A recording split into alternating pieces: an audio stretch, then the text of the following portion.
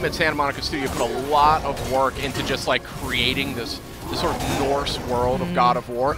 And, you know, that extends to the trolls themselves. They have a unique language that they speak amongst each other. So there's actually, this big fella's actually saying something, I don't know what, but I'm assuming it's like, get out of my way, pesky insect. You got Sid here as well as Justin and Kristen. We're taking an exclusive look at God of War. This is footage you will not see anywhere else. And this is a troll you won't see in any of the other footage out there either. That is a nasty looking fellow. These trolls... Goodness.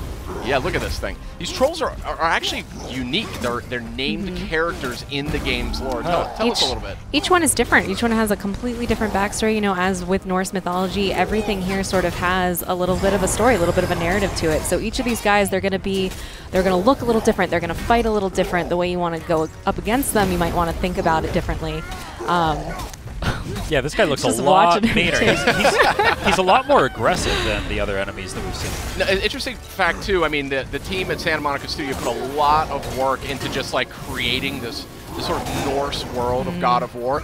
And, you know, that extends to the trolls themselves. They have a unique language that they speak amongst each other. So there's actually, this big fella's actually saying something, I don't know what, but I'm assuming it's like, get out of my way, pesky insect. But they got a bit of a chip on their shoulder because I think part of the backstory is that they've been betrayed by the gods, you know, and they have all these different cities and villages. And I'd be mad, too.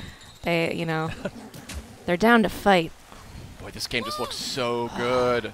Oh, some cool. Friendly putt. No, never mind. You know, you're seeing just a different side of God of War with this game. That camera. The glowing eyes are an interesting touch there. Yeah. This camera, I think, is worthy of discussion because, I mean, this is a... It's seamless. It's like a one-cut game. They don't, like, cut to cinematics or cut to another character. Exactly. Yeah, and even the camera angle, it's a lot closer to Kratos, a more intimate camera there. Yeah, a lot more intimate and really makes you feel like you're there, you know? Yeah, especially during combat, you sort of feel the impact of every hit. It sort of shakes just a little bit. Makes it feel like you really are Kratos. We can. And sort of robust loot system here, too. Something we really haven't seen necessarily in God of War to date. So it's just a different take on and a really fresh and exciting take on a classic PlayStation IP. We're seeing some light puzzle elements, it looks like here.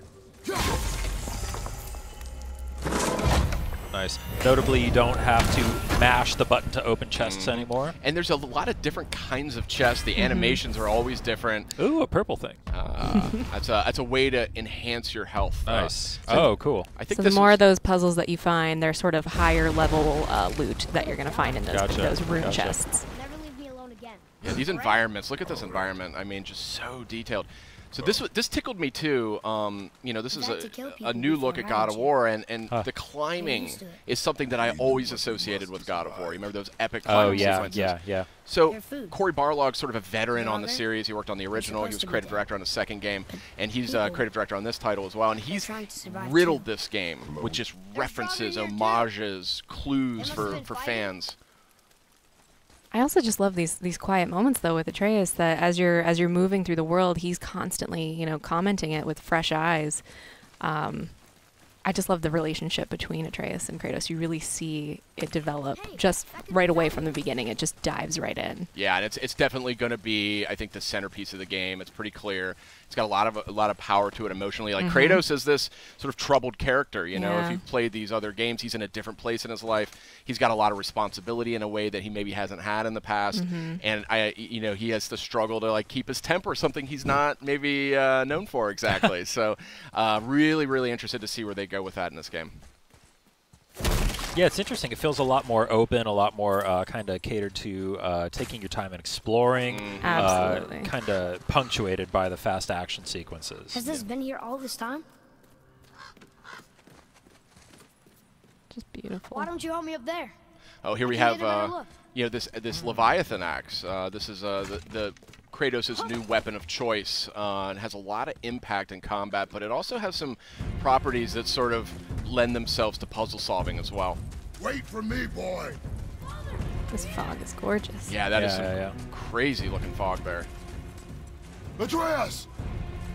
Well, hope you liked exclusive sneak peek here at God of War. This is footage you won't see anywhere else, and we are all dying to play it when it launches on PS4 April 20th. See you next time.